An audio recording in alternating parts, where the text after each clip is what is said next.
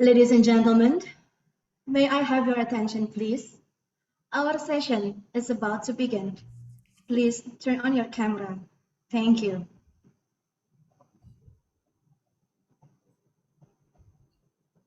Bismillah. Her Excellency, the keynote speaker, Mrs. Ridiani Kurnia, Director of Licensing and Quality Control Supervision of Financial Sector Technology Innovation, Digital Assets and Crypto Assets, Financial Services Authority. The Honorable Mr. Ronald Yusuf Wijaya, Chairman the Indonesian Sharia Fintech Association, AFSI. The Honorable Mr. Pandu Syahrir, Chairman the Indonesian Fintech. Our remarkable speakers, Mr. Muhammad Ismail, Vice Chairman of AFSI, Mr. Najmul Hakausar, co-author Global Islamic Fintech Report, and Mr. Umar Munsi, co-founder at this. The Committee of the Indonesia Sharia Fintech Association, invited guests from the Indonesia Islamic Economics Ecosystem, Mr. Joko Kurnianto, Head of ITSK Regulatory and Licensing Department, Digital Financial Assets and Crypto Assets, member of the Board of Commissioners Financial Services Authority, and Supervisor of the Financial Sector Technology Innovation, Digital Financial Assets and Crypto Assets, Mrs. Kurniatul Hasanah, Supervisor of the Digital Services and Cybersecurity Specialist Group, Financial Services Authority, Mr. Rendra Nugraha, Subdivision Head of Technology Innovation, Digital Asset and Crypto Asset Supervisory, Financial Services Authority, Mr. Sultan Emir Hidayat, Director of the Islamic Economy Supporting Ecosystem of the National Committee for Islamic Economy and Finance, KANKS, Mr. Rahmat Kamudin, Chairman of the Financial and Business Digitalization Fintech Committee, Sharia Economic Community, MES, Mrs. Asri Wahyuni, Chair of Digital Economy Development Division of the Association of Indonesian Islamic Economy Experts IAEI, Mr. Jupian Amir Zailani, Chairman of the Indonesian Islamic Economic Study Program Association, National Presidium Islamic Economic Studies and Networking, FOSE, representatives of AFSI members, and also distinguished guests and participants from all over the world. Assalamualaikum warahmatullahi wabarakatuh.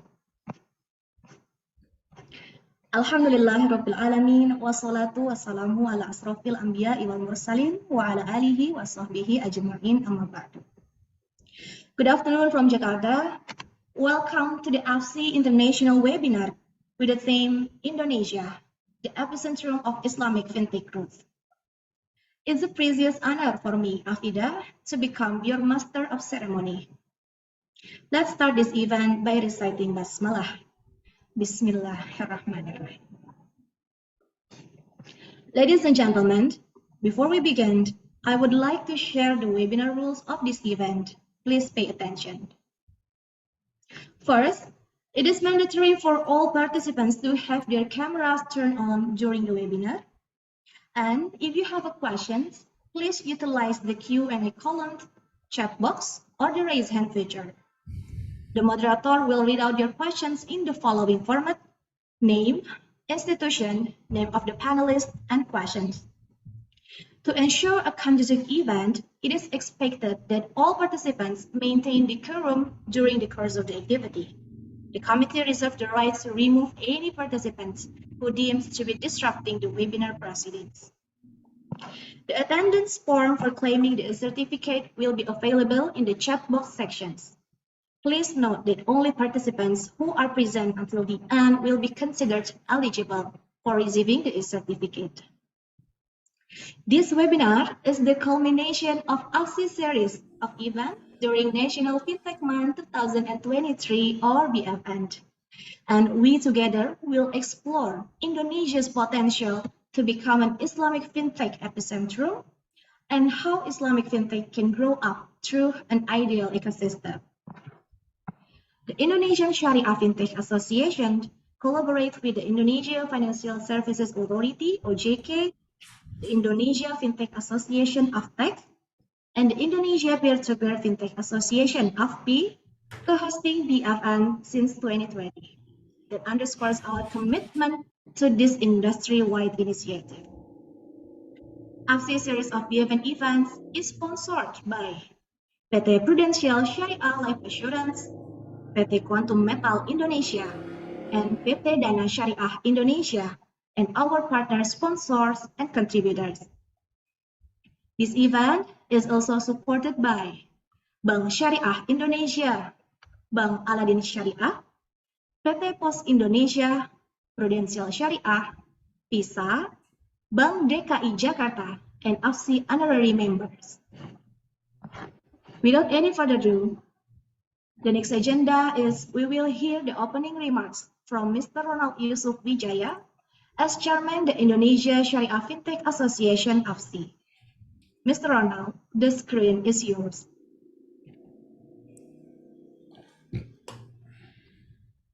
Bismillahirrahmanirrahim. Assalamualaikum warahmatullahi wabarakatuh.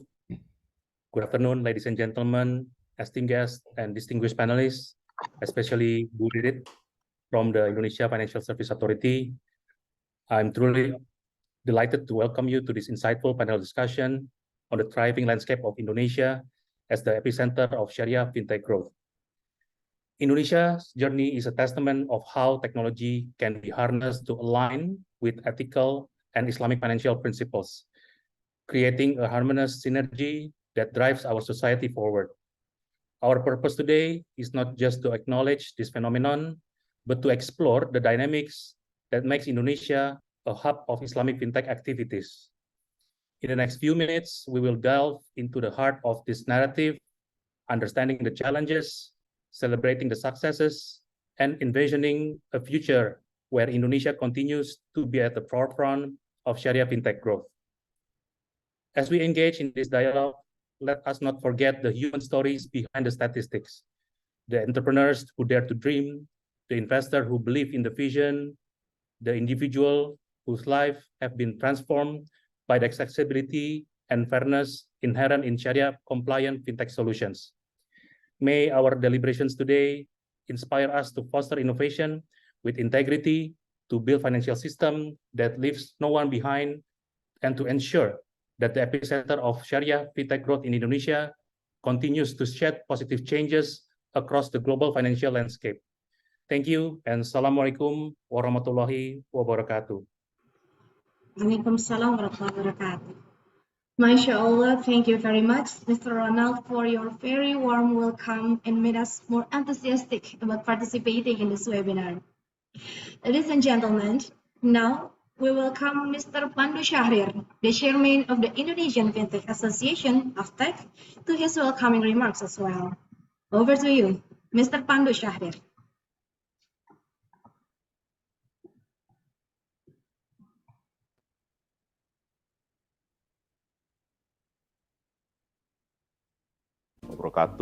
And a warm greeting to all distinguished guests, esteemed colleagues, and participants joining us today at the AFSI International webinar. As the chairman of the Indonesian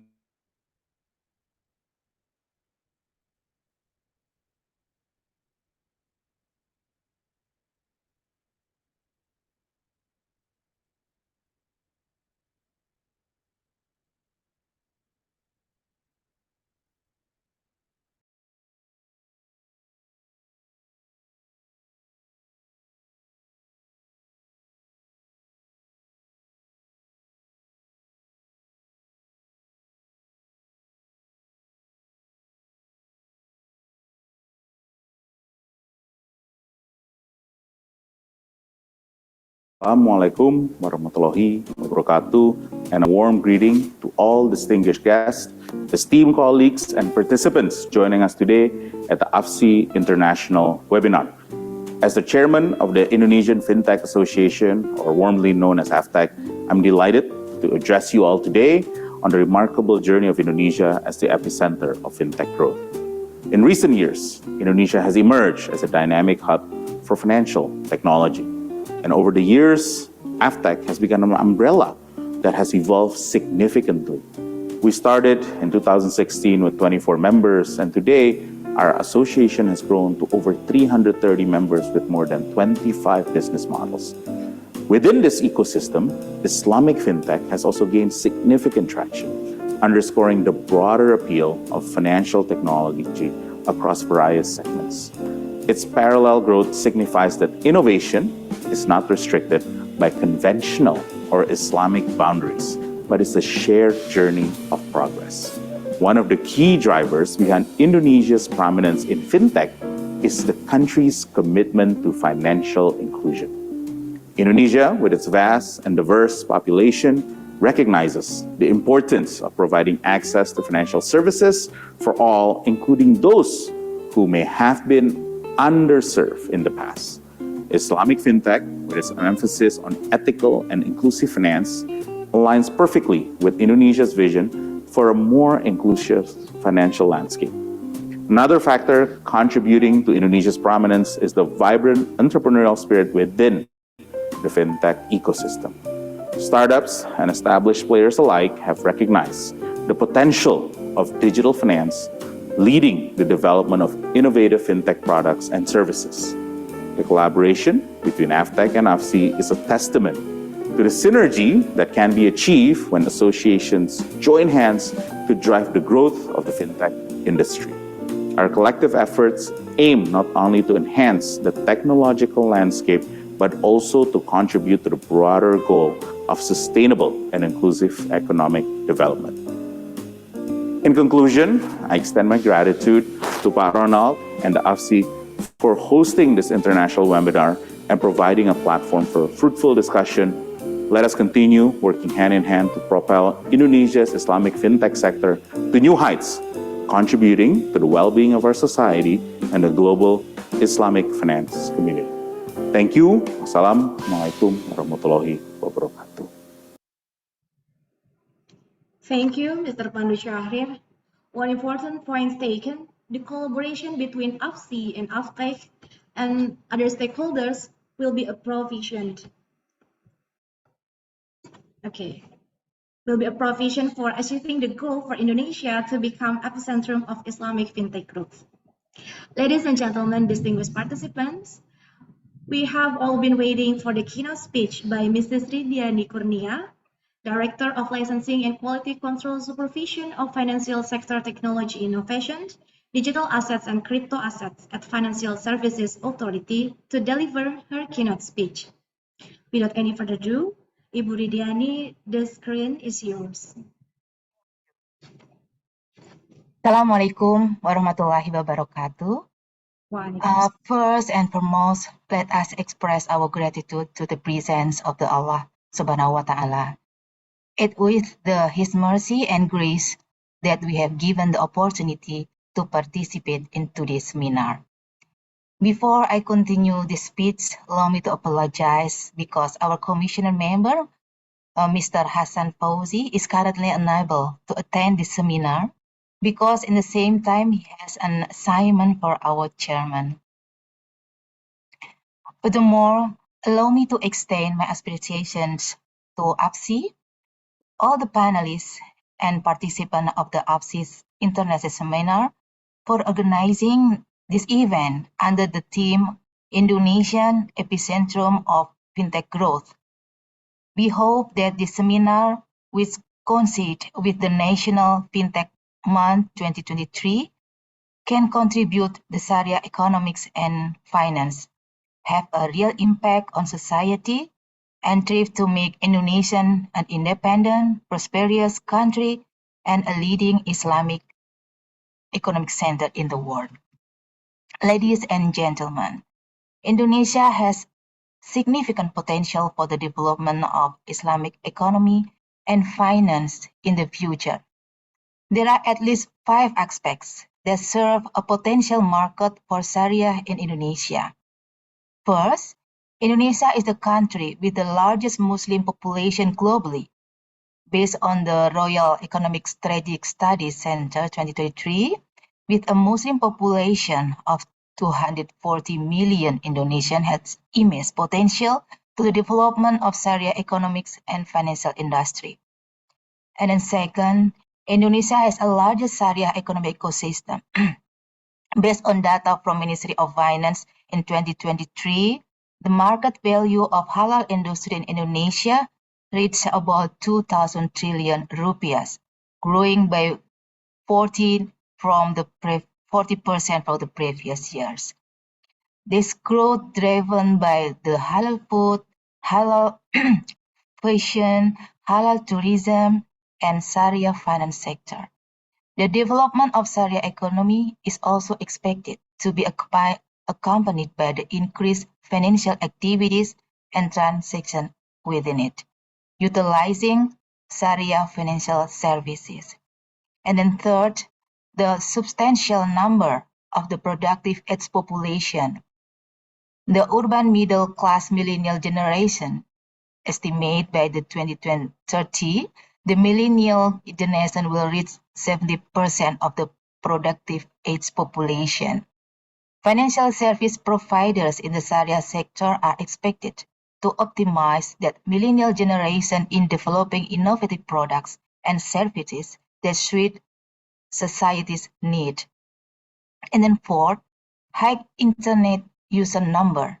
According to the survey by the Association of Indonesian Internet Service Provider, the number of internet users in Indonesia reached about 250.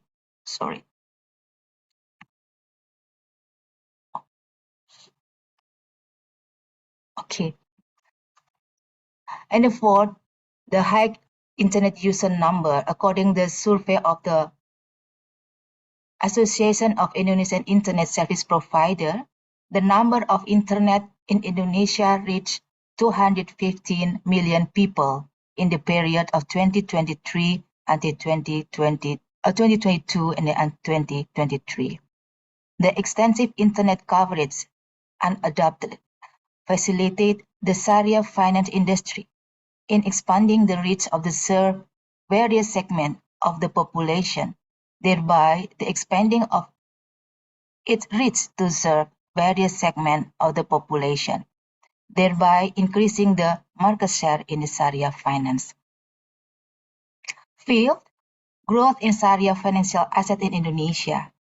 Another crucial factor that positions Indonesia on the global stage is the growth of Sharia financial assets, reached 2,000 trillion rupiah or approximately $163 on June 2023.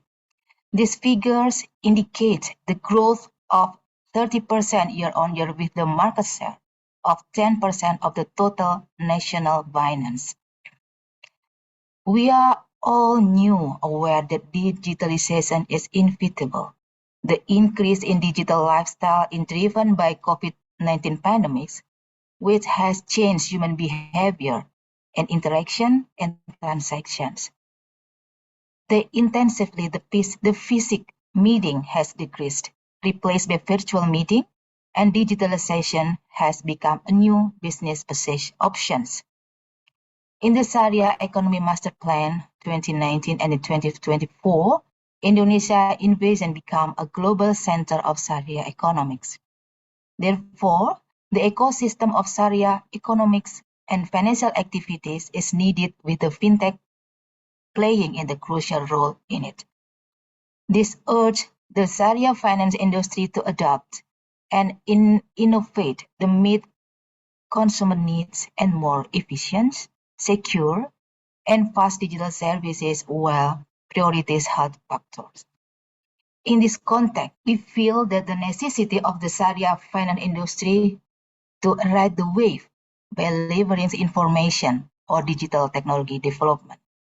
Additionally, we hope that digital technology can be used as a means to accelerate literacy and inclusion of Sharia finance for the entire Indonesian population.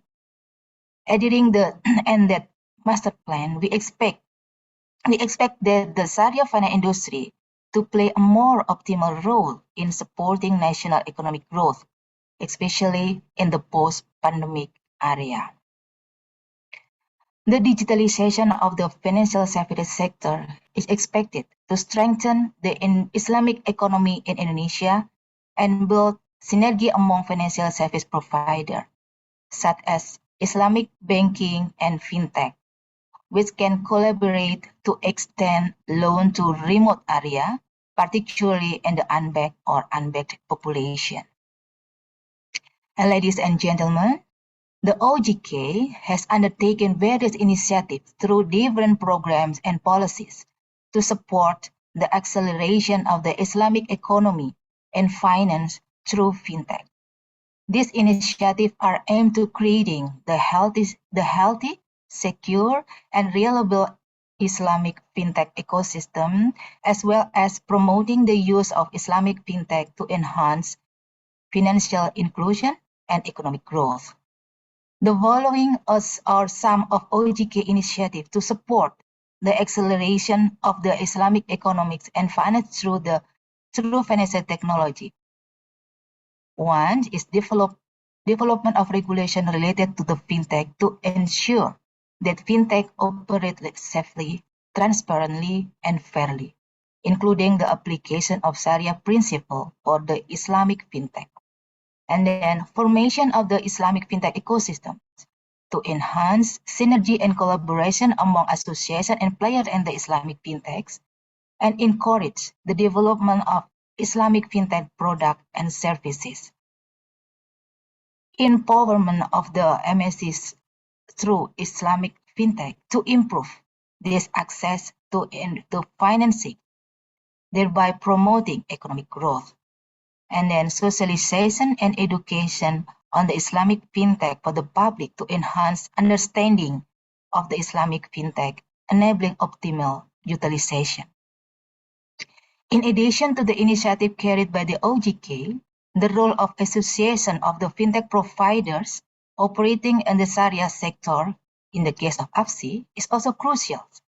Association should assist regulators to realizing the expectation of sustainable and responsible fintech by supporting all initiatives undertaken by OGK.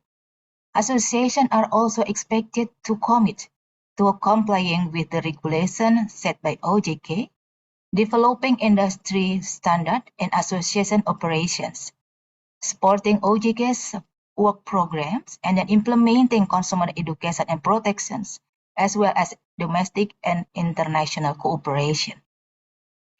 In conclusions, I invite all of us to remain optimistic and collaborate toward the realization of the safe and comfortable Islamic financial ecosystem that can bring benefit to the people of Indonesia. May all the effort always be blessed by the approval of Allah Subhanahu wa Ta'ala. Amin. Assalamualaikum warahmatullahi wabarakatuh. Waalaikumsalam warahmatullahi wabarakatuh. MashaAllah, thank you very much. This is Ridiani Kurnia for such an enlightening speech. It's nice to hear that she conveys report for the industry and gives us extraordinary enthusiasm to move together to advance the industry, especially Islamic fintech. Yes. Ladies and gentlemen, okay, before we start the main agenda, we will take a photo together with speakers, panelists, and all participants. Please turn on your camera and using virtual background. All right, we have 4 slides here. And I'll start counting to take a photo. First slide, keep smile. 1, 2, 3. Next slide. 1, 2, 3. Third slide. 1, 2, 3. And the last slide. 1, 2, 3. All right, thank you very much. Ladies and gentlemen, brother and sister, the moment we are all waiting for is now coming to the panelist session, which will be moderated by Mr. Rama Yurindra. He is co-founder Purwantara and currently he takes position as AFSI's General Treasurer. Without any further ado, over to you, Mr. Rama. Thank you so much, Mbak Afida. Assalamualaikum warahmatullahi wabarakatuh. It's really a good pleasure for me to moderate this exciting and inspirational session today. Thank you so much, Ibu Ririn, for the keynotes. Our chairman of the AFSI, Mr. Ronald Yusuf Wijaya, and also Mr. Pandu Patria Safirir. Today, we're going to talk about Indonesia as the epicentrum of the Islamic fintech growth. As you can see, we have three distinguished panelists that's going to join me. I'm going to say hi to all of them first. First of all, I'm going to say hi to Pak Muhammad Ismail, who's currently the Vice Chairman of the Asosiasi Fintech Syariah Indonesia, and also the current CEO for the Zahir International. Assalamualaikum, Pak Muhammad Ismail, are you there?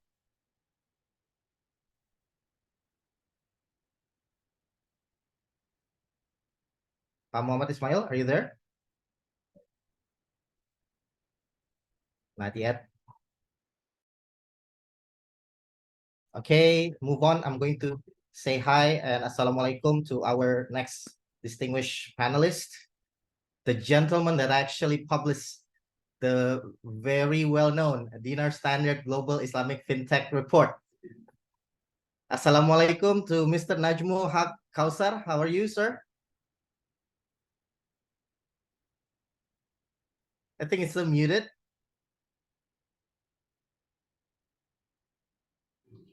Assalamualaikum, can you hear me? Yes, thank you so much. Okay, It's been a great pleasure to finally meet you. Yeah, pleasure is all mine. Your picture is always on the report. Oh, yeah. Thank you so much. Thank you so much, sir. And the last one is I'm going to say to another distinguished panelist, very well known in the Islamic industry, Brother Umar Munsi. Assalamualaikum, Brother Umar. How are you today, sir? I'm good. Thank you very much. Okay, thank you so much. Waalaikumsalam. So yeah, all the distinguished panelists are here. So we're going to talk about a lot of the topics that we just heard from the three introductory keynote speaker. We're going to talk about coming from the first, what is AFSI's role? It's going to be led by Pa Muhammad Ismail, who's actually one of the initiator of AFSI itself. And let's see how he will present to us on how's the development of AFSI itself, how is the landscape of the Indonesian fintech landscape. And also Pak Muhammad Ismail is also the chairman of the very well-known Zahir International, who is actually developing a good platform for the finance and accounting, and also moving forward to the financial innovation itself. So without further ado, let's jump into the first session that's going to be delivered by Mr. Muhammad Ismail, who's currently the Vice Chairman for the Asosiasi Fintech Syariah Indonesia, and also the current CEO for the Zahir International Group. Pak Muhammad Ismail, are you there?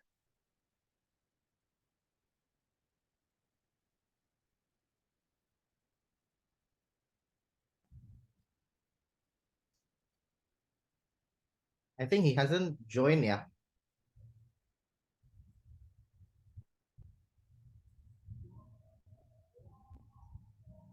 Pak Muhammad Ismail.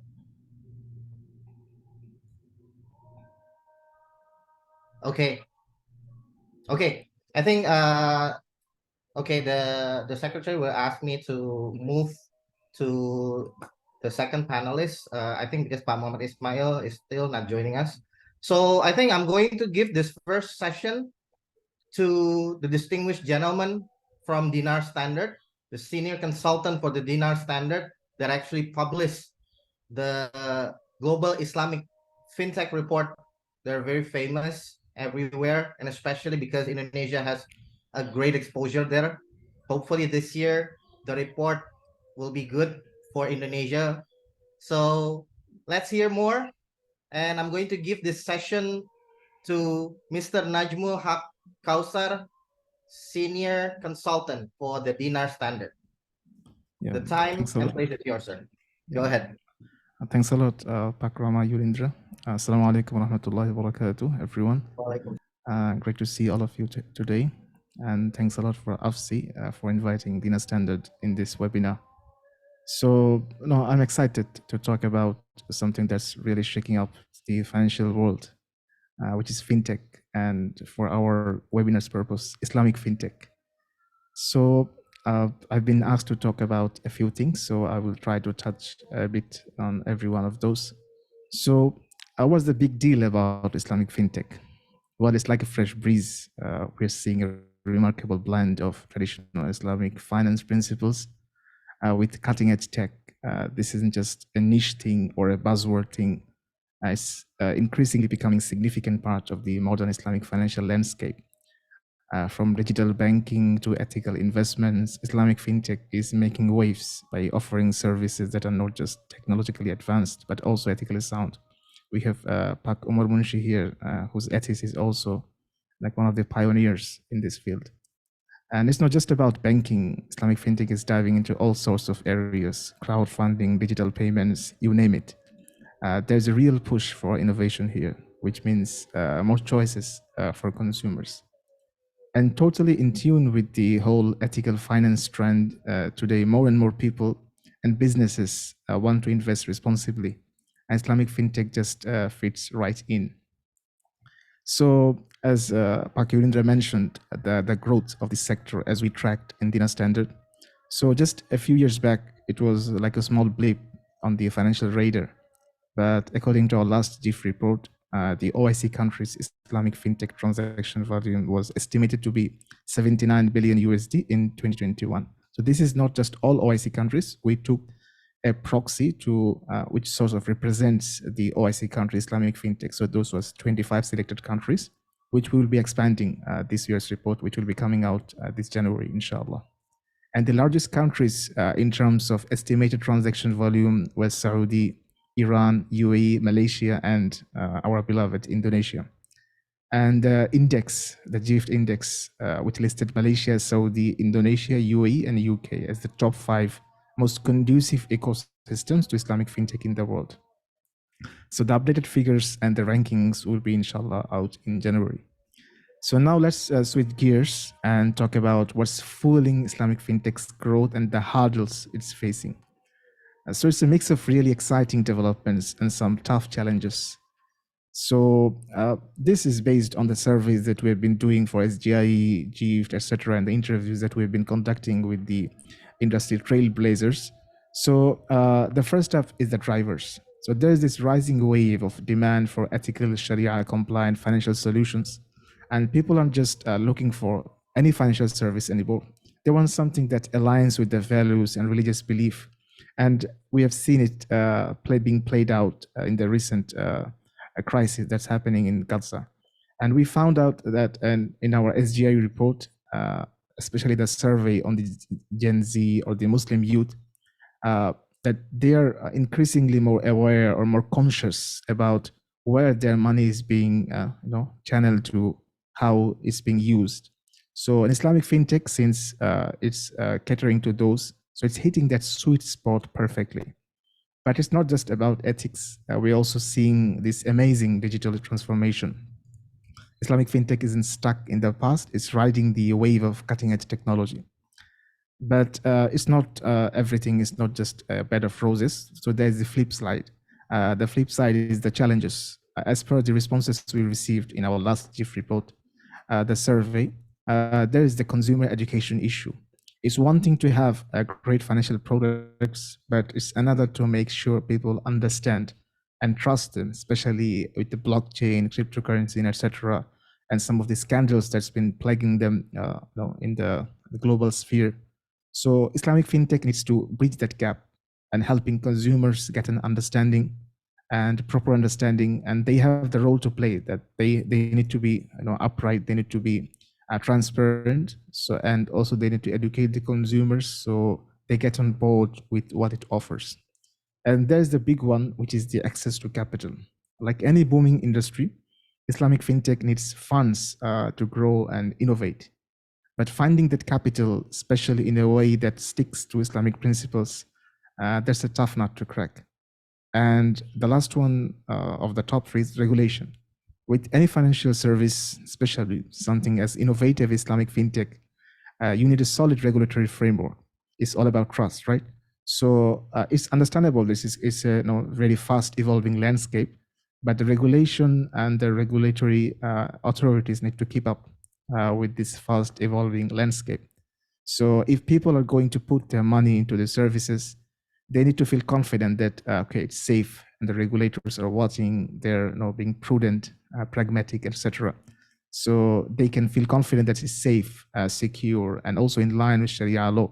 And there's the Sharia scholars here. They come into play. And they need to be adequately equipped with the proper knowledge, skills, competency, etc., so that they can give appropriate Sharia ruling.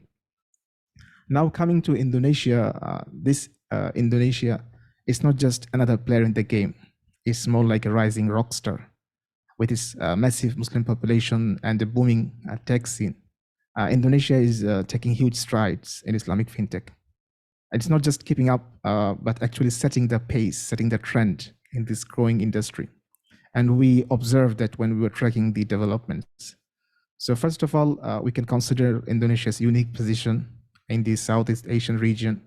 And also it's the most populous Muslim majority country in the world, with a tech-savvy, very tech-savvy young population that's growing by the day. And this is just a large market. It's a dynamic one with multi-ethnic population, filled with people eager to embrace financial solutions that align with their cultural and religious values. And of the 375 Islamic fintech firms that were identified globally in the last GIF report, 60 plus of them were based in Indonesia. That's a significant number. And it shows that Indonesia isn't just following trends, it's setting them. And one of the things that's powering that upsurge is the Indonesian regulators' strong support we observed when we were tracking their developments. So they were not just sitting back and watching, actually they're actively fostering an ecosystem or Islamic fintech can thrive. And they're setting up boundaries, setting up regulations and etc., from regulatory support to financial incentives. They were undertaking a range of measures to facilitate this. Now, Indonesia has over 17,000 plus islands, from what we know.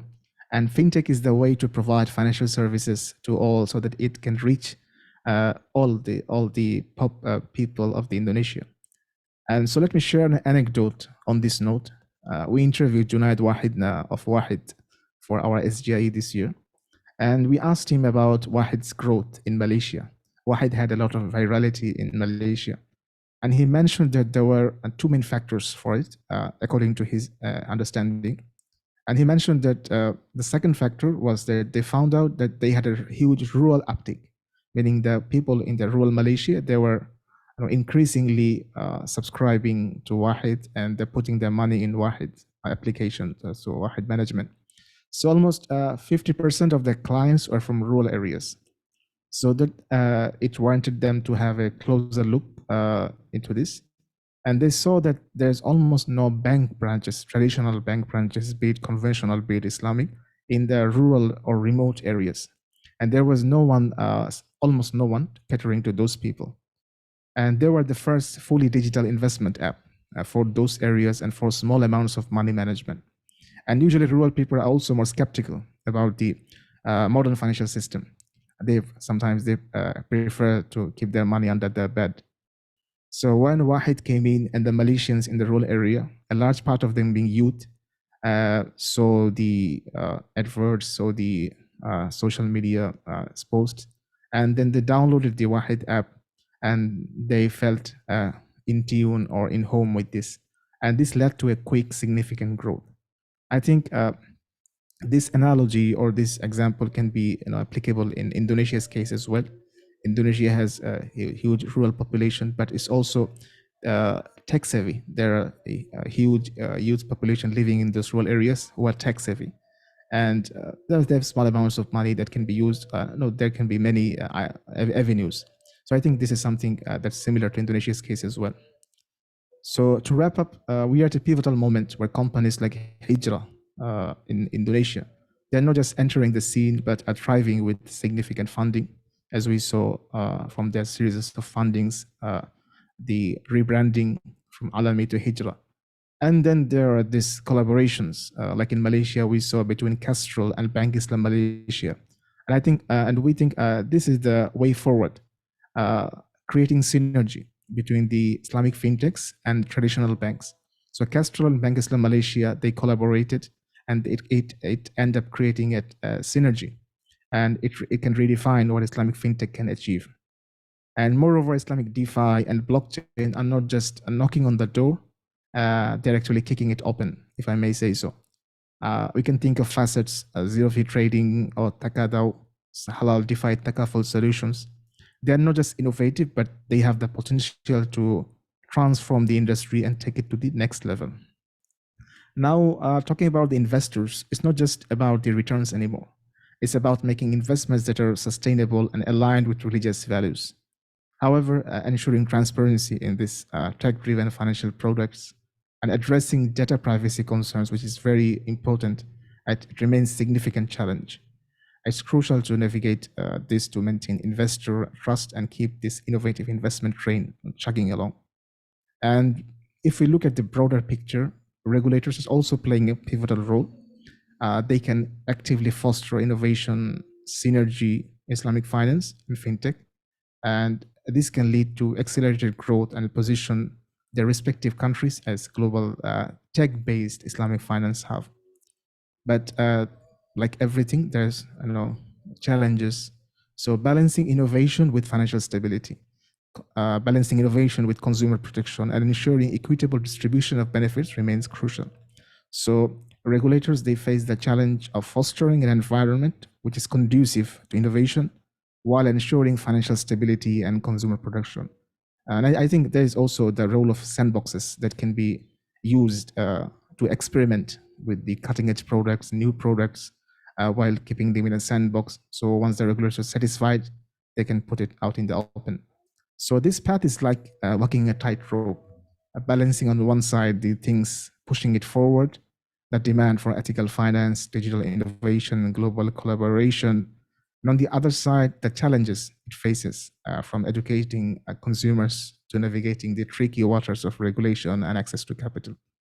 However, we think with Indonesia, with its unique blend of huge Muslim population and a tech-forward approach with a tech-savvy population, it can lead the way forward.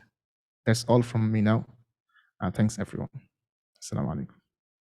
Waalaikumsalam warahmatullahi wabarakatuh, Mr. Najmul Haq Kausar, Senior Consultant for the Dinar Standard. Thank you so much for your insight. So we'll be waiting for the report, yes, sir, on January 2024. Inshallah. Hopefully there'll be surprises for Indonesia as well. Looking forward for the report, and thank you so much for the great insight. I'm going to have another question later on, probably in the Q&A. Thank you so much, sir. So we're going to move next to our distinguished panelist, Mr. Muhammad Ismail, the current Vice Chairman for the Associasi Fintech Syariah Indonesia, the current CEO for the Zahir International. Assalamualaikum, Pak Muhammad Ismail. How are you, sir? Waalaikumsalam warahmatullahi wabarakatuh. So good to finally hear your voice, sir. You are very, very... Yes, so sorry. Due to some circumstances, I was late joining the Zoom. Thank you so much. Thank you so much for attending, sir. Okay, so the session is yours, sir. Take ahead. Sorry? Go ahead. The session is yours, sir. Thanks. Okay, so Assalamualaikum warahmatullahi wabarakatuh. Hello, everyone. This is me, Muhammad Ismail. I am part of C, and thank you for having me here. So I'm glad to share some thought about fintech, Sharia, and how we are making Indonesia as the epicentrum of Islamic fintech growth. So let me share my screen.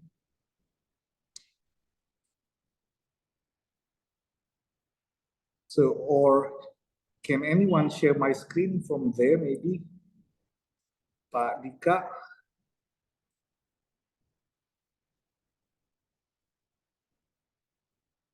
Oh, nice. Okay, good. Nice. Good, thank you. Wait.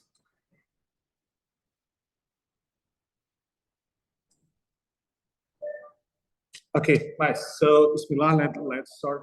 Please go to the next slide then.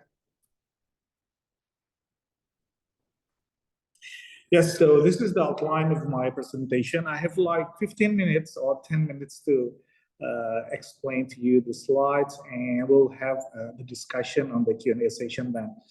Okay, so we are talking about the landscape of Islamic fintech in Indonesia, and what is the position of Indonesia in the global Islamic fintech report, and what is my thought about or toward the epicentrum of Islamic fintech growth. Next, please. Next. Okay, so this is a simple explanation or a simple model about how we understand the landscape of Islamic fintech in Indonesia. So it divided into 4 areas or group. So the first area is payment, clearing, and settlement. This is a fintech platform that under Central Bank of Indonesia, Bank Indonesia. So this is mostly like payment, e-money, and everything so on. And the next is a P2P lending or P2P financing. I would rather say this is a P2P financing. So this is the regulation under OJK regulation. And this is now one of the most prominent or known as a fintech solution that have a quite good penetration in the market. And the third is a digital financial innovation.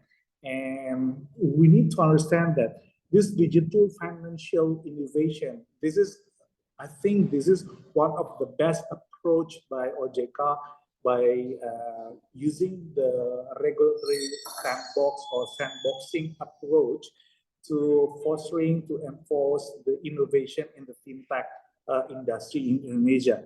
And the fourth is a securities crowdfunding. This is a platform.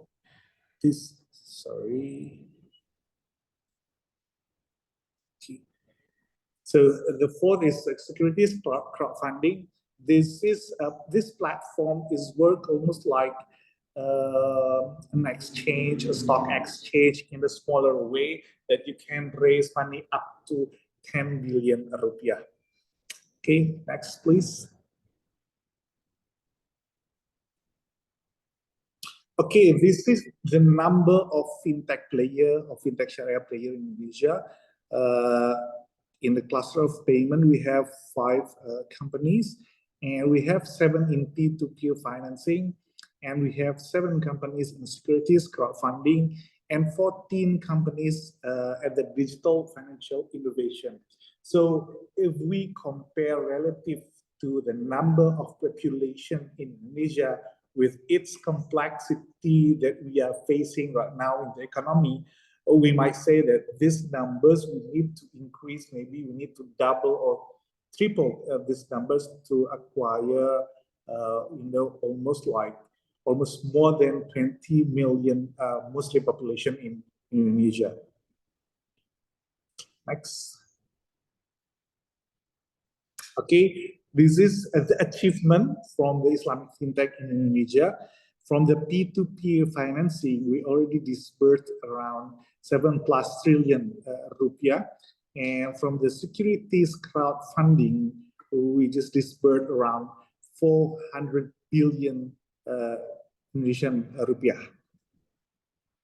Okay, next. This data is based on our data on October 2023. And then this is the position of Indonesia fintech Sharia industry in the GIFT index. So we can see that by 2022, Indonesia is raising their ranking from 4th position to 3rd position in the global index scores. From this report, we can say, next please. Yes. From this report, we can see that several challenges that still we are facing and several points that we are leading compared to other countries. Some of example that we are leading in the regulation side and market share. And we have, this is the compound growth rate at the number of 21.6%. This is a huge number of growth. So we do believe that within the next 5 years with this speed, we can contribute more, not only in a region, not only in the country of Indonesia, that we hope that we can contribute in the fintech Sharia industry to the whole world. Next. Okay, so what is our thought about what we need to cover or need to be highlighted to make Indonesia as the epicentrum of Islamic growth? We have 5 points here. Due to the regulation, the growth of supporting system, we have a high annual growth rate, 21.6%, and we need the growth that's supported by the collaboration with the incumbent financial institution and the increase of Islamic fintech provider.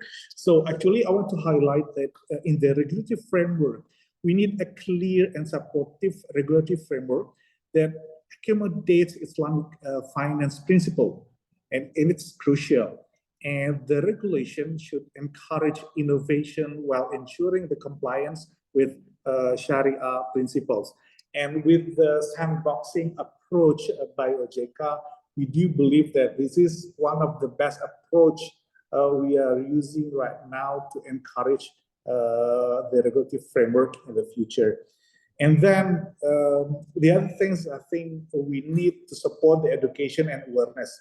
So promoting awareness and understanding of Islamic finance principles among consumers, businesses, and policymakers is essential.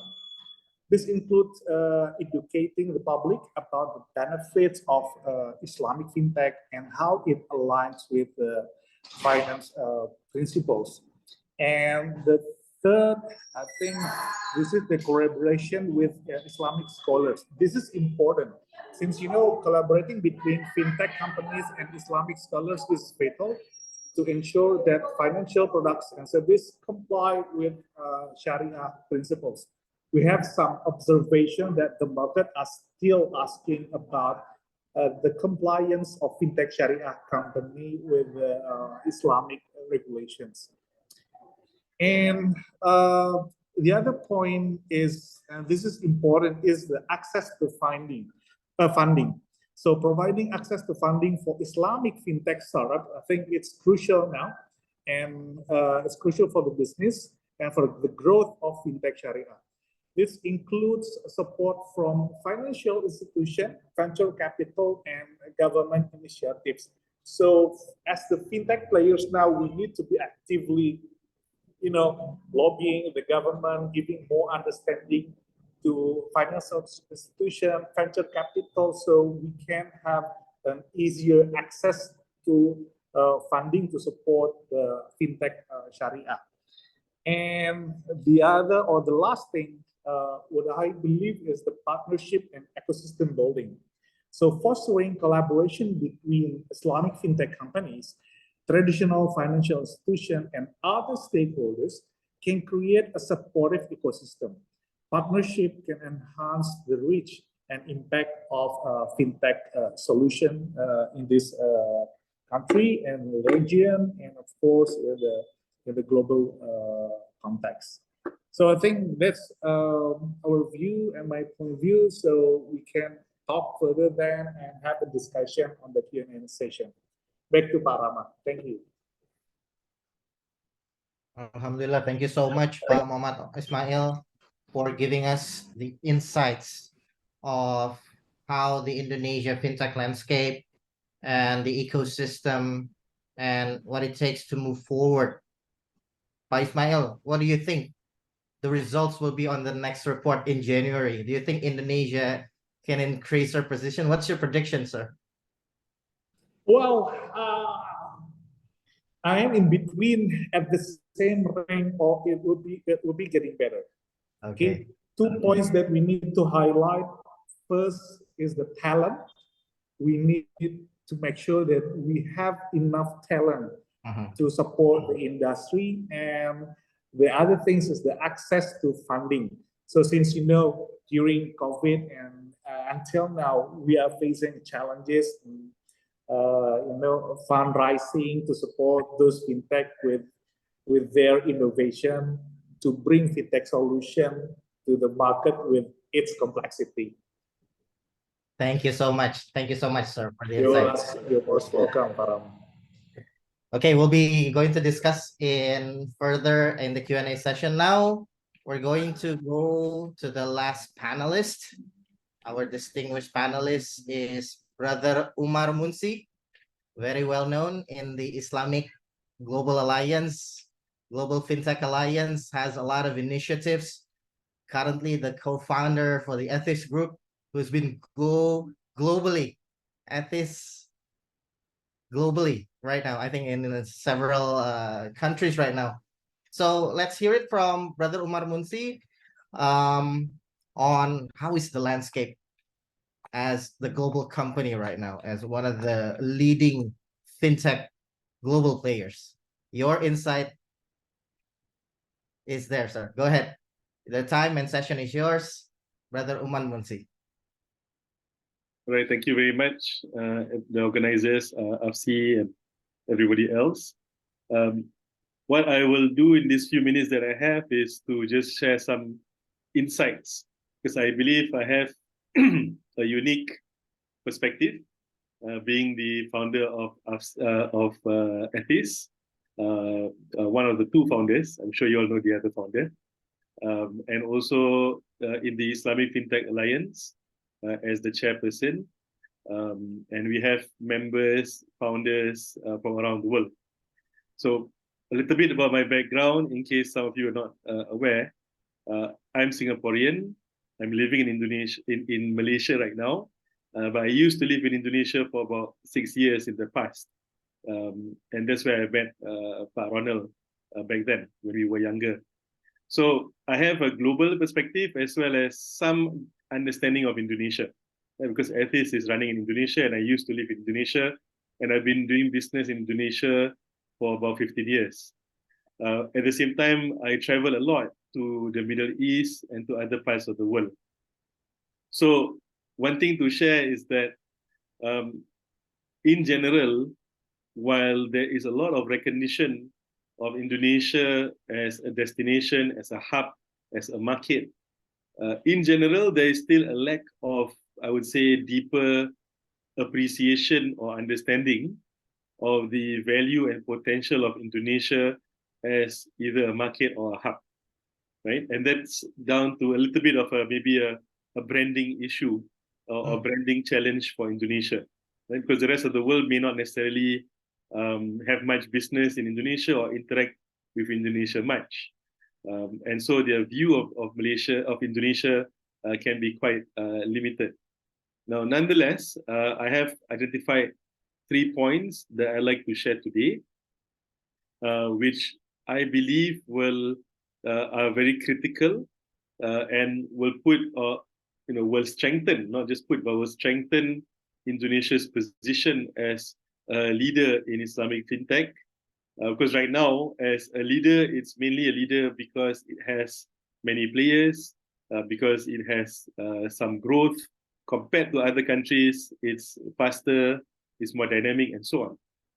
But if you talk about leadership, then it's not just the local market, it's also about the global leadership, right? And that's where, interestingly, recently I was just observing in Singapore, 2 Indonesian coffee brands, the famous ones, opened up in Singapore, and they were very popular during their opening in Singapore.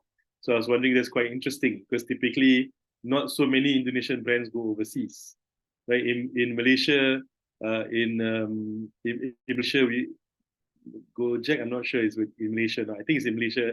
It's in Singapore. Yeah, it's in Singapore as well. So Indonesian brands typically are not so well known globally. Maybe the most famous one is Indomie. When you go to Saudi, everybody knows Indomie, right? But when it comes to technology, not really, not yet. But here's where I feel Islamic fintech has that unique opportunity, and I have 3 points to share why.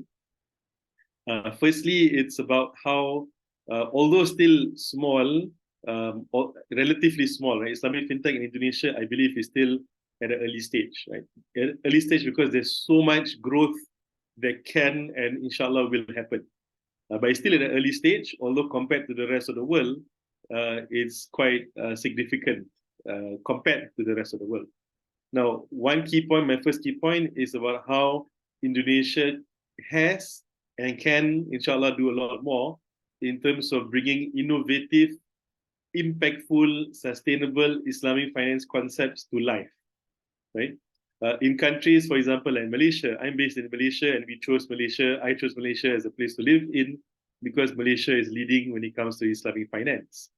But being the leader of an industry like Islamic finance right now may not always be a good thing for Malaysia because it already has all these big players and banks that are resistant to change. Whereas for Indonesia, we are starting sort of afresh, right? We're not caught by too much legacy matters. So there's a lot of solutions that can and have started in Indonesia. And I believe Indonesia will lead the way forward in new innovative Islamic finance products and instruments, inshallah. And then the quality and the impact of those products will automatically attract the rest of the world to also start to adopt or implement similar products in their markets.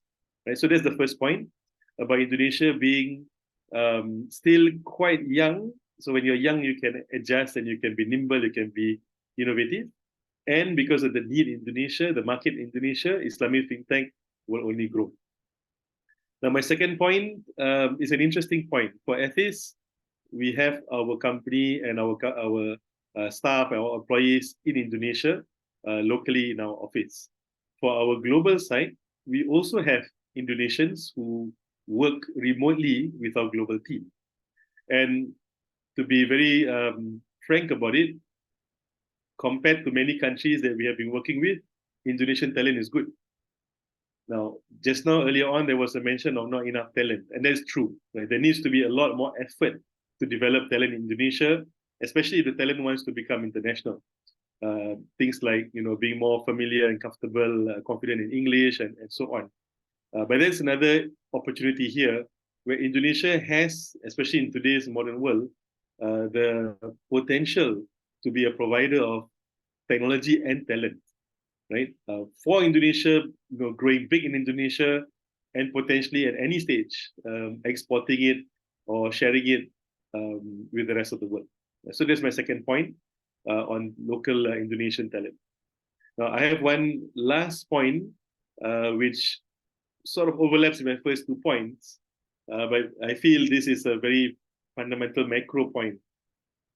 Today, the Muslim world is the developing world, right? The Muslim world is the emerging world. And even the non-Muslim world, sustainable solutions are needed. Every country is talking about food security, right? Right now, more and more countries and people and consumers are looking at how to consume locally produced products, how to be less dependent on global international brands that should not even exist in our country because we don't need them, but they dominate the market, right? So this is where Islamic fintech has a role, a very, very critical and powerful role to provide financial support, investment, facilitation, basically financial services to strengthen and enhance and increase the manufacturing and production capabilities of countries like Indonesia. And if Indonesia continues, it's already started, there are a lot of products in Indonesia, but there's a long way to go. And if this gains momentum, and if it grows big, and Indonesia becomes able to supply its own people with its own products and have excess products to sell to the world, then this also will start a ripple effect for other countries because they see that this can be done. Right? So to me, Islamic fintech has a very, very big role to play. Right? Any kind of sustainable finance can potentially have similar impact. By the end of the day, the value I see in Islamic fintech, not just the faith or spiritual side, is that the inherent ethics that is embedded in stone, right? Because it's based on Quran and Hadith that cannot change. The implementation can have some flexibility, but the rules remain the same. And that is what makes Islamic finance, Islamic fintech powerful, because we have that foundation that does not change. In this world today, a lot of things that were morally wrong last time are now morally acceptable, right? Morality changes, people change a lot over time. But Islamic finance is based on the principles of Islam, which is universal, and the principles do not change. So that gives strength to the entire setup of any Islamic finance institution, in this case, of course, in Islamic fintech. Right, so those are 3 points that I'd like to share today. I hope that this gets everybody thinking about it as well. And from somebody who's involved in Indonesia but not in Indonesia, I'm very excited about the opportunities in Indonesia. There's a lot of effort that needs to continue, a lot of facilitation and support needed from stakeholders, from regulators, because for Islamic finance to grow, for Islamic fintech especially to grow, that support is necessary. If you go to the Middle East, there's a lot of money being thrown by the government to grow Islamic fintech and sustainable finance. So that kind of support will make a lot of difference. But I know Indonesia, my experience there, if the government supports, the government facilitates, it grows faster. If the government is not able to, or if the regulators or stakeholders are not able to fully support, it will still grow, but it may take a longer time. Right, that's all I have to say for now. Thank you very much. Alhamdulillah, thank you so much, Mr. Umar Munsi, the co-founder of Ethis Group, one of the prominent global fintech players has living in Indonesia for the past few years, have good insight in Indonesia. Thank you so much for your 3 points. I was always thinking that Malaysia is, because everything is already there. All the financial institutions has been there for more than 50 years. But you certainly give me another perspective where, all those big players are resistant to change. So Indonesia has an amazing and tremendous opportunities, basically, to grow ourselves and become the next epicentrum. Thank you so much, Mr. Umar Munsi. Now, thank you so much for the 3 distinguished panelists for your insights. I cannot wait to throw in a couple of questions myself. Very inspirational. But I'm going to ask the organizer whether do they have list of questions from the audience. The audience can ask any questions to the distinguished panelists here. This is a very rare session where all of these 3 experts are here. So please ask your questions.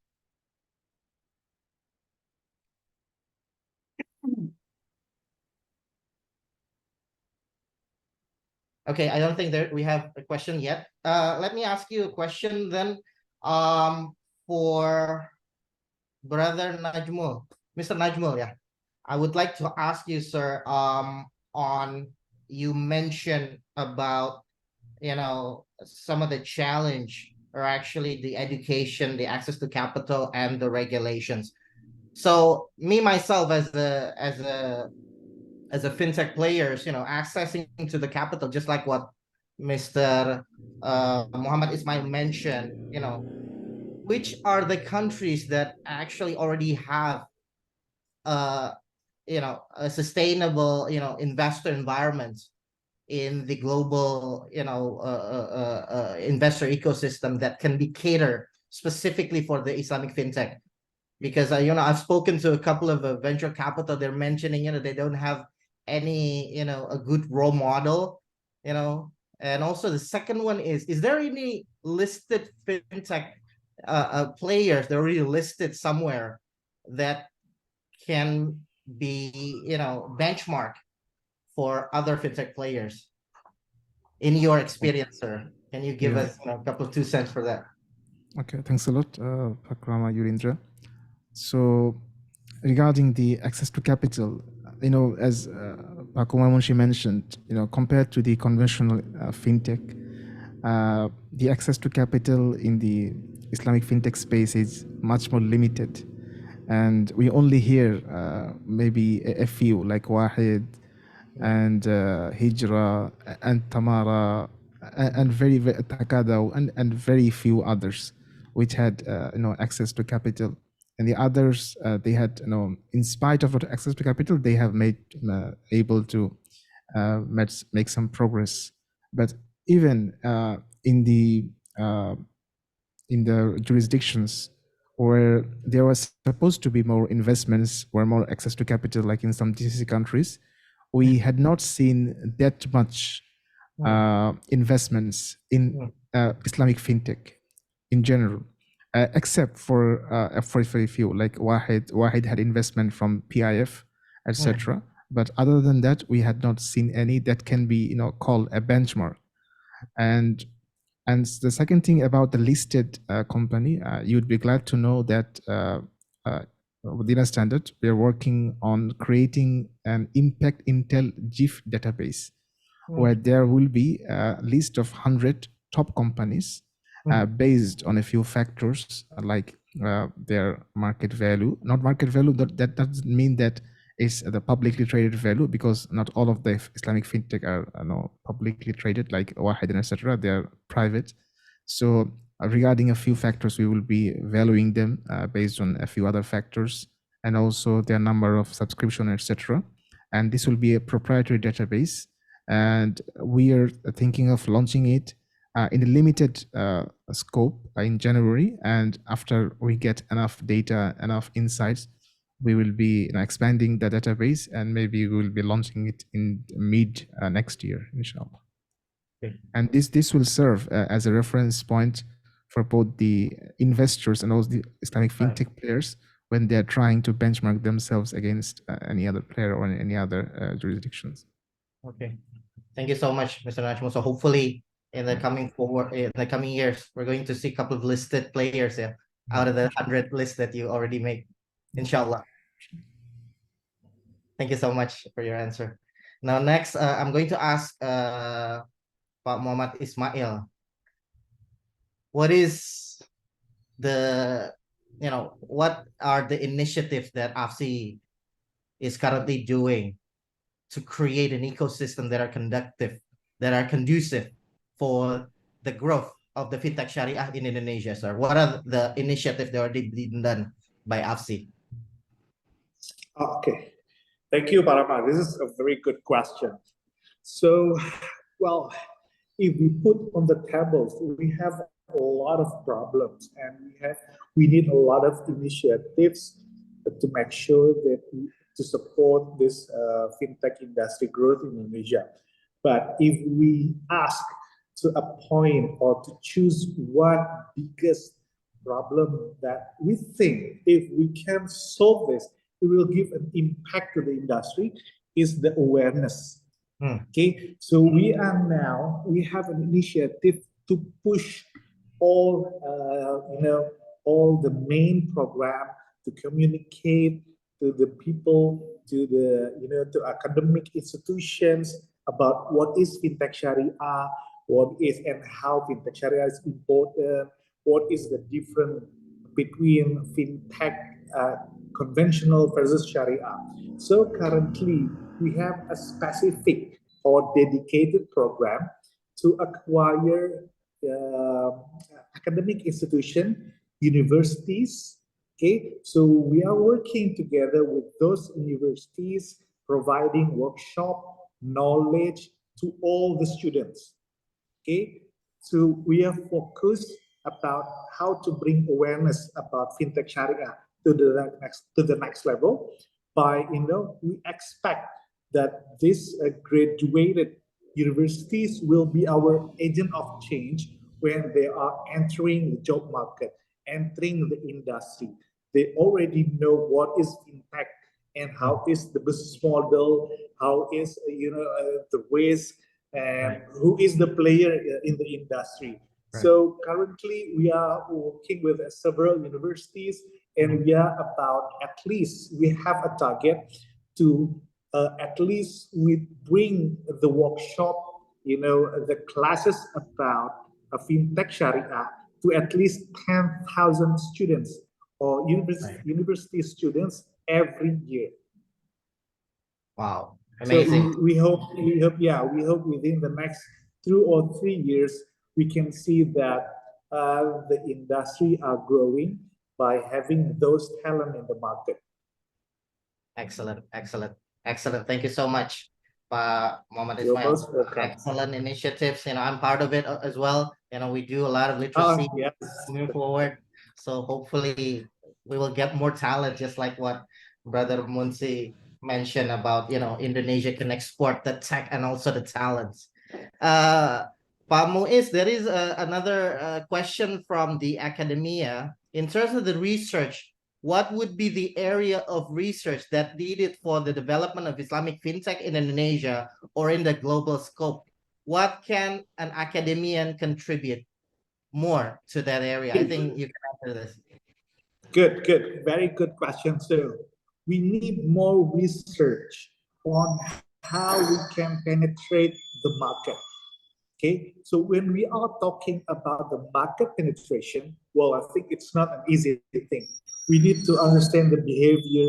We need to understand the segment of Islamic fintech and Islamic economy, financial industry in the market, at the context of local players in Indonesia context, in a regional context, or in a global context. So we need more. The academia can involve in this movement by doing more research, how to help the fintech player, current fintech player, to penetrate the market, how current fintech player understand the market, okay, and how those research may trigger a new fintech player or new innovation, okay, to bring more solution to the market. So I think that's the main area. Thank you so much, Pak Muhammad Ismail. You're But most again, I welcome. wanted to extend these questions to the expert researcher. I think Mr. Najmul Haq Kausar has a previous research experience before, sir. This question, you can extend the answer probably based on your experience on what is an academia can contribute to the research to increase the growth of the Islamic fintech. Go ahead, sir. Your experience. So, no, I studied at INCF before, and at INCF they have this action-based learning program. And ETIS is also part of this, but Munshi is present here. So, where the students at INCF and the academy, the faculty members, they get involved with the project of the signatories of this ABL program, like ETIS, Maybank, Etika, and others, and they both benefit from each other. The academicians, they bring their their academic knowledge, their strong foundational knowledge, and academia is different from the practical reality in most cases. The fintech is not something exceptional as well in this regard. So the market players, they bring in their real world experience, and they both bring their respective expertise and experience to the table, and this leads to a more fruitful outcome. I think Brother Omar Munshi has more experience in this regard. Thank you so much. Thank you so much for the answer. Mr. Najmul, there is actually another question from the audience. It seems more difficult to get funding for the Islamic fintech companies compared to the conventional fintech company. Is it true? If yes, why do you think it is?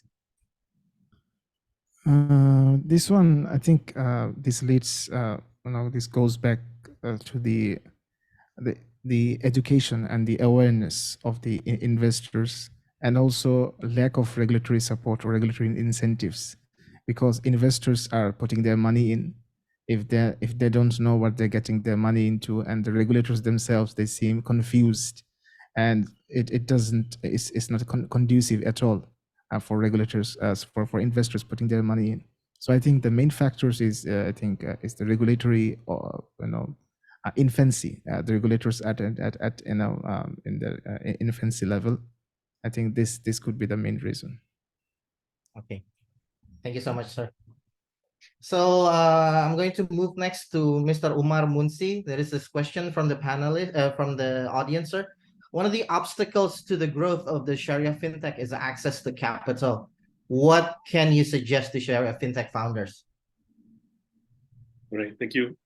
So I think a similar question was asked before. Everybody is looking for money. Maybe I'll answer it in a different way, and then I'll run back to the point, right? The VC world has changed. It is already changed. Yes, some startup founders are still thinking in the old way. So VCs are no longer everywhere across the world, right? I mean, there are of course exceptions, but in general, VCs are looking for companies that can make money, can have cash flow, can be profitable, right? It's no longer about burn to grow. Right. And this burn to grow model has always been something that, although as a fintech startup ourselves, we also at times we talk to VCs and we consider getting VC investment. For Ethis and a few of my friends, we have not gotten or we did not eventually go for VC investment because the whole concept of a VC approach is they will invest to look for the winner, right? And those who are not on track to be winners, to put it bluntly, it doesn't sound good, but they're better off dead, right? So that's how VCs work. Most of the people they invest, most of the companies they invest in will die, and a few will make it big. So those who are not on track to make it big, then they're no longer relevant to the VC strategy. That is, I feel, not so suitable for Islamic fintech. Because if we are here to create a new form of better finance, it's not about being big or die. It's about creating something that can actually make a difference in the long run. But you still need money to do that, right? So that's where there is this situation or catch-22 situation where do we still go for VC money or not? Now, in my view, it should be both ways. The sustainability part, the ability of the business to make enough money for itself to grow, for itself to maintain its operations, that part is so important today. Even in Ethis, that's our biggest priority. But at the same time, we still need some investments to come in. In the Muslim world, there are very few Islamic VCs. There are conventional VCs, and there are those conventional VCs who may be suitable as well, although probably a lot of them will not be so suitable. So my advice is, at the early stage, right, go for VCs who look for the vision, not the like very capitalist kind of a VC. At the same time, it is definitely useful to get families, family offices, significant individual investors, business groups who do not yet usually understand this kind of investment, but they know that they need to go into something new. They know that they need to go into areas of technology, and their company or their business is a little bit old or slowly losing some market share and things like that. So then their investment in Islamic fintechs can be a way for them to diversify. Another avenue could be also international Islamic finance institutions who are looking to expand their markets. And Indonesia is, of course, a big market, right? So, for example, in Saudi right now, there is still a VC boom. So a lot of Saudi fintechs are growing. There will come a point where it's difficult for them to grow much in Saudi, right? Because it's a smaller market. It's quite big, but it's still smaller than Indonesia. Or some of them will want to grow faster and expand. Then Indonesia could be a very good opportunity for them. There's this natural link of the Hajj and Umrah traffic from Indonesia to Saudi, as an example. Yeah, so there's always also potential opportunities to get Islamic investment from Islamic institutions outside of Indonesia. But I think the more direct or possible route is the local Indonesian big Muslim organizations, although the mindset may not yet be there or the understanding may not be so deep enough. And that's where a lot of effort needs to be put in to create that understanding. Thank you so much. Sir, I wanted to ask another question would be, do you think that in the next couple of years, you can also look at, getting listed or publicly listed as one of the ways of, getting more capital or, raising capital, easily? What do you think? Yeah, I think there's definitely opportunity for listing, right, for companies that want to go down that path. For me, I think a good way is also through strategic investment from large institutions. Listing is not the only way. Back to my earlier point, at Ethis, we look more at the concept of not unicorn, but camels.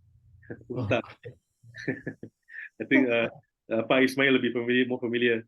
But when I say camel or unta here, is about a resilient company that can grow and perform when there's opportunity. But when times are bad, they can survive. Okay, thank you so much, Mr. Umar Munsi. I think I'm gonna extend this question to the chairman or CEO of the Zahir International, who is actually up until now, I think, don't really relying on the investor. I think, sir, besides you as a vice chairman of AFC, can you give me a couple of 2 cents, from your insights as being the practitioner for this, and you certainly can sustain yourself without having to do a roadshow to the investor and all. Can you give us the experience from your point of view, sir? Yes, okay. Thank you, Parama. This is a good discussion. Pak Munsi always remind me about that camel philosophy. So we need to understand, or we need to remind everyone here that building a company is easy. Throwing a new innovation is easy, but sustaining it is hard.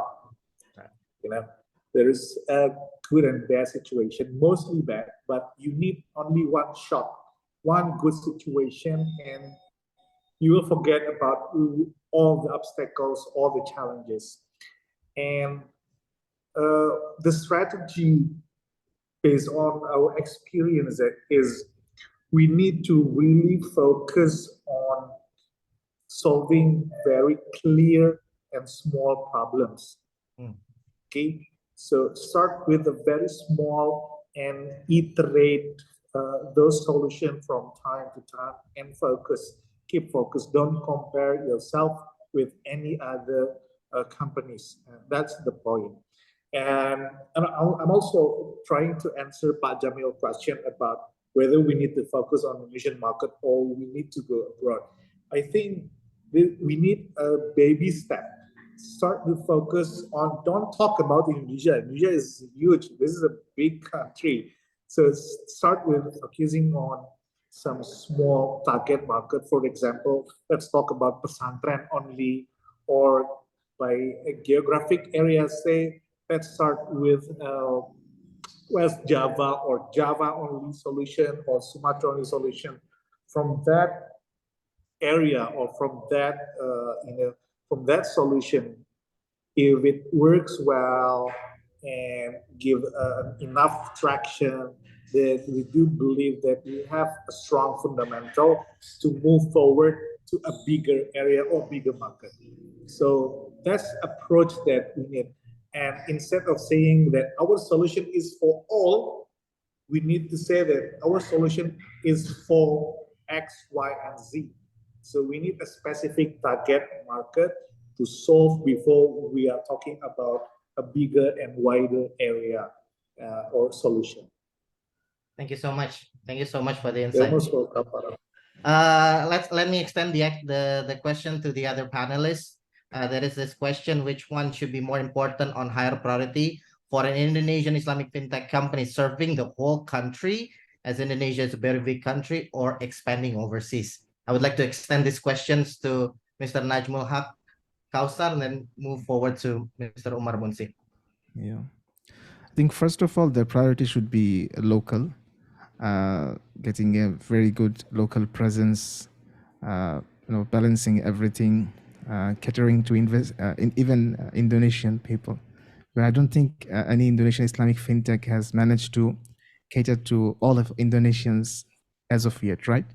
So I think the focus should be local first, and then moving forward, you have to go international, but not in the near future, but maybe 5 years, 10 years down the line. And just like Pak Umar Munshi said, if you want to have an international leadership, you have to export your product, and your product is Islamic fintech product. So then this will really push Indonesian Islamic fintech into the global area. Thank you so much. Thank you so much for your answer. Now, let me extend the question to Mr. Umar Munsi. The same question, sir.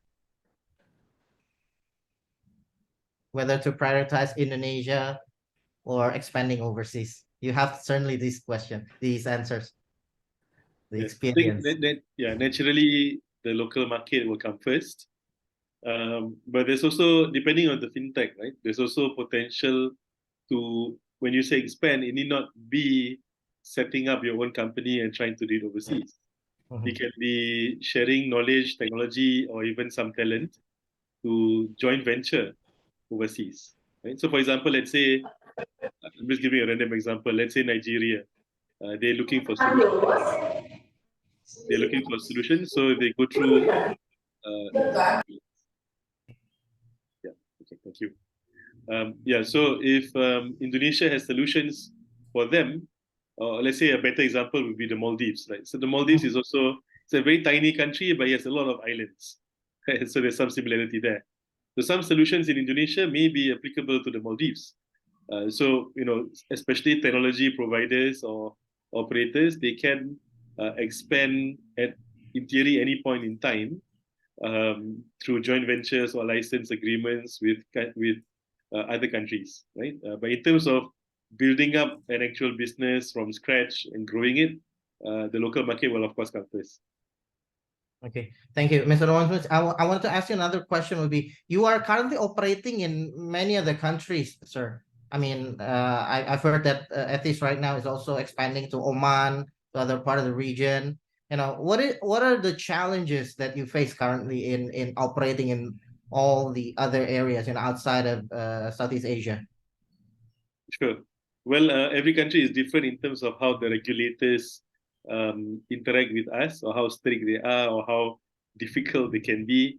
Right? Every market is different. The dynamics, the relationship with regulators is different. The the um, the existing infrastructure or ecosystem is also very important. Some countries, the stakeholders are aggressive, but the banks are not ready, right? Or certain infrastructure is not there. So I think that's why Indonesia, although it is considered an emerging country, a lot of the infrastructure is there, like the national ID and all that.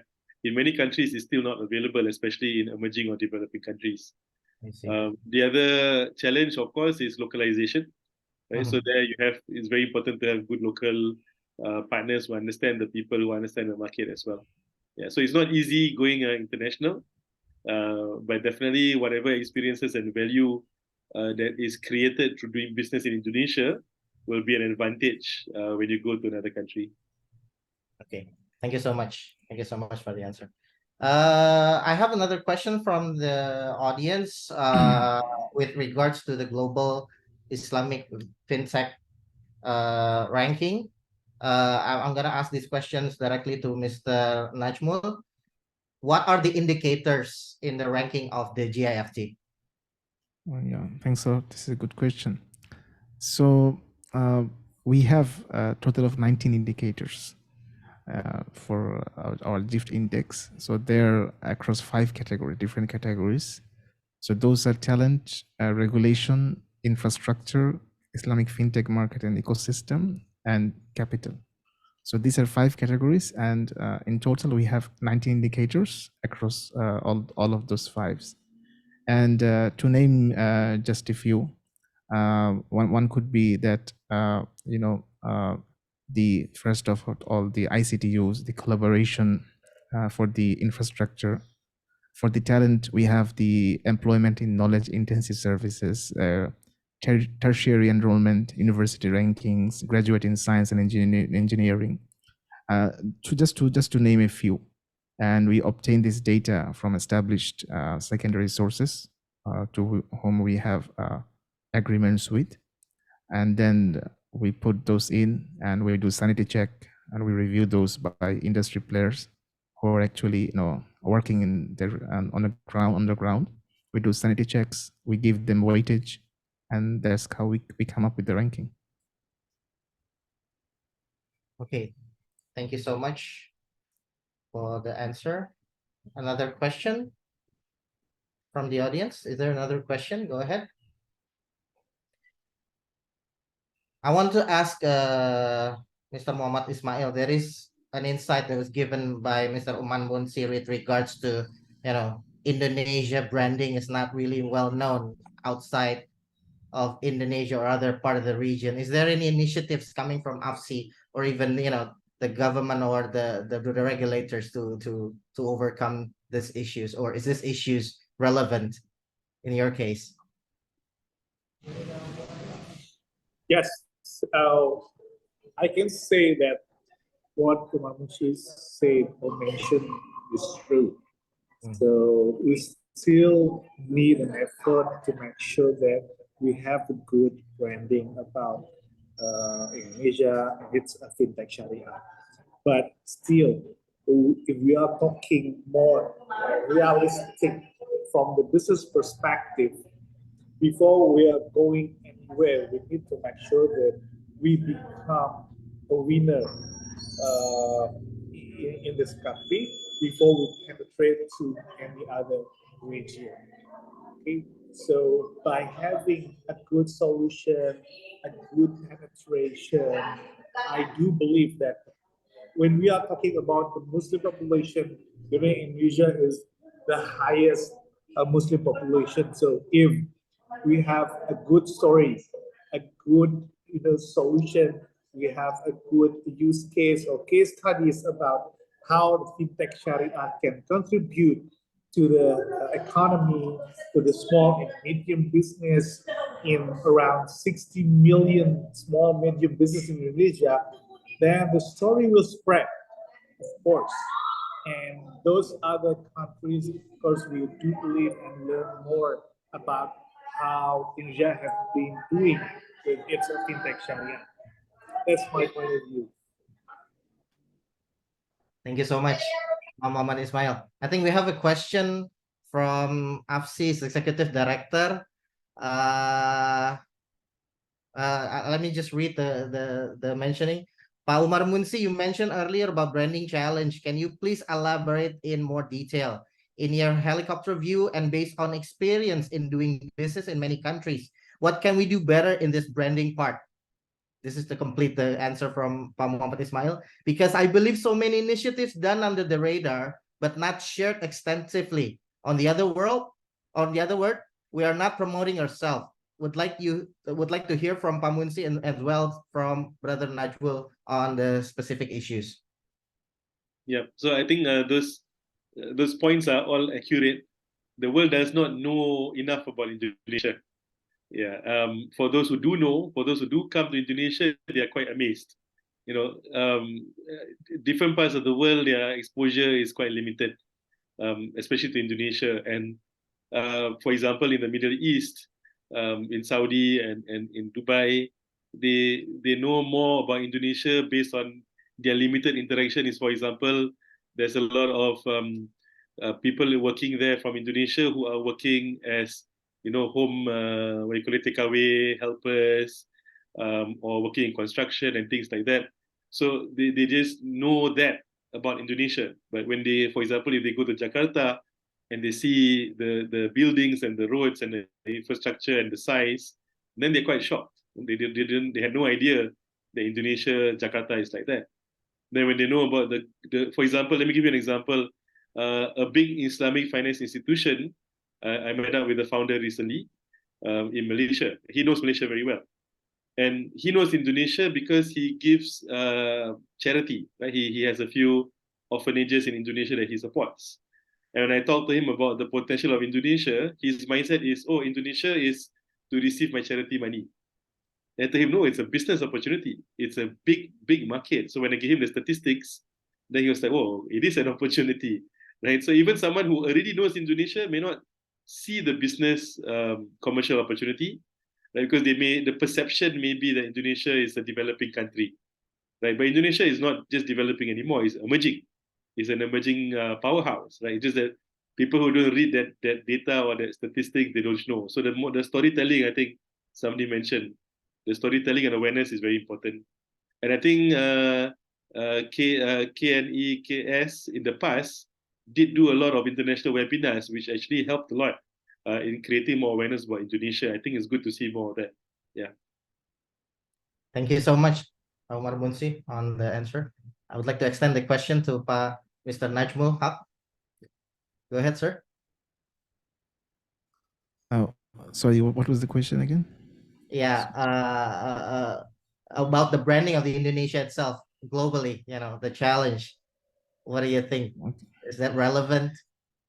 Yeah, of course, this is relevant. The branding is very important.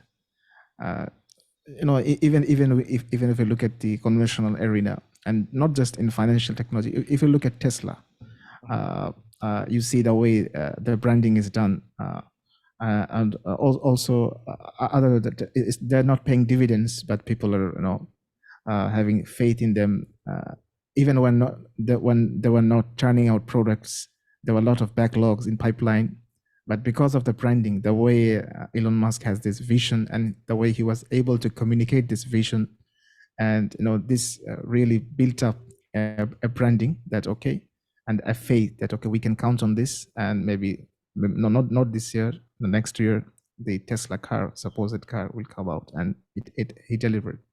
So I think just on this analogy, to build a brand, and that Indonesia is really a destination, and not just a destination, it's also a leader, Islamic fintech. This is key. And in this regard, this kind of umbrella organizations like AFSI, AFTEC, they can play a role in bringing together the Islamic fintech players in Indonesia, connecting them with the players from overseas, and connecting them with the regulators and etc., to build a cohesive and a coherent narrative that Indonesia is really an Islamic finance and Islamic fintech hub. It will be the key. Okay, thank you so much, Mr. Najmul. So I think we are at the end of our session. Now I think I'm going to give the last few minutes for closing remarks from each of the distinguished panelists. I would like to start with Mr. Najmul for your closing remarks, sir. Yeah, so thanks a lot for inviting us, Dina Standard, in this webinar. It really gave us an opportunity to see how different players in the Indonesian Islamic fintech industry think, and the way they see and envision the Islamic fintech industry in Indonesia in general, and in the near future and in the long term. And I think we can take this input. And as you know, in AFSI, for our next GIF report, we already shared the landscape of our database of Indonesian market with the AFSI, and we will be having a feedback from you, inshallah. And I think this kind of engagements is beneficial for us all, and we look forward to continuing this. That's it. Thank you. Thank you so much, Mr. Najmul. Next, I would like to give the time for Pak Muhammad Ismail on your closing remarks, sir. Yes, well, I think we are in a situation where we are near to a momentum that this fintech Sharia will find its, growth point, or a critical mass growth. But to achieve to that moment, I think one thing that we have to notice, this is a collaborative effort. We are not only talking about its fintech players only. We are not talking only about the regulation itself. We are not only talking about, the talent of funding. This is about collaborative efforts. We need everyone to be in place to understand that we need this solution to give a big and good impact, or better impact, to our society. We are not talking about this dunya, we are talking about our akhirah, inshallah. So we need to make sure that everyone is at the same boat to push this industry to the next level, and giving back with its impact, and a positive impact, of course. That's my point. Thank you so much, Pak Muhammad Ismail. You're most welcome, Farhan. And we're gonna hear from Mr. Umar Munsi, your closing remarks, sir. All right. So I guess my main point will be to echo what was already shared earlier.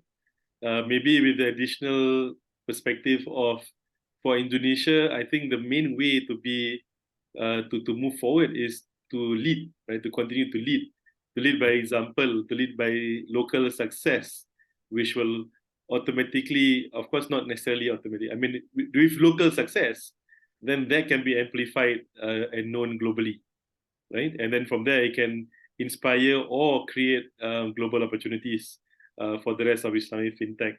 So I think that is the key thing here. I think it's a very, very critical period right now, where although Islamic fintech in Indonesia is relatively, I would say, leading in a global perspective, but in Indonesia itself, it still has a long way to go to catch up with the conventional, right? So that's where, inshallah, with the stakeholders' support, then Indonesia can succeed in Islamic fintech, and from there naturally take the leadership position globally. Thank you. Wow. Thank you so much. Inshallah, sir. Hopefully it will come in the next, few years from now. Okay, thank you so much again for the three distinguished panelists for your time and the insights. And I think in the summary, I think Indonesia is on the right path, leading forward, leaving everything. I think everything is already in place, regulators, players, even the investors, all the issues that we have, I think can be solved by all of us, taking part, participate, collaborate, and making sure that we can have, a positive impact in the global space. So I would like to say again, thank you so much for all the participants for your questions. I would like to apologize. There's not enough time for me to read all the questions. So I think this is the end of the session. I would like to apologize for my personal mistakes, if there's any, and also the other a part that's not shared in this webinar.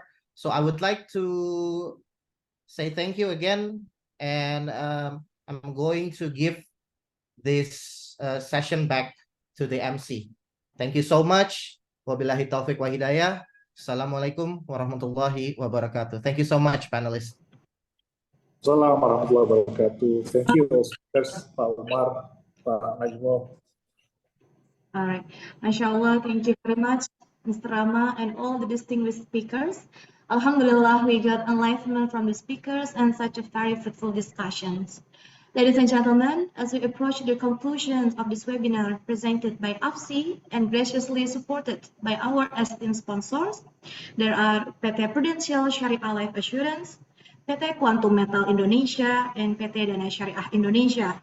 And this webinar also supported by Bank Syariah Indonesia, Bank Aladin Syariah, PT Pos Indonesia, Prudential Syariah, Visa, and Bank DKI Jakarta. I want to extend my heartfelt thanks to each one of you for your attendance and active engagement. For those participants, please ensure you fill the attendance on the link that is provided in the chat box to get the certificate.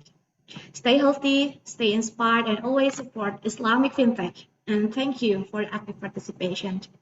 I'm Afida as MC. On behalf of the organizing committee, I would like to thank all the attendees for your great enthusiasm and engagement throughout this event. We thank you all for making time to join us today.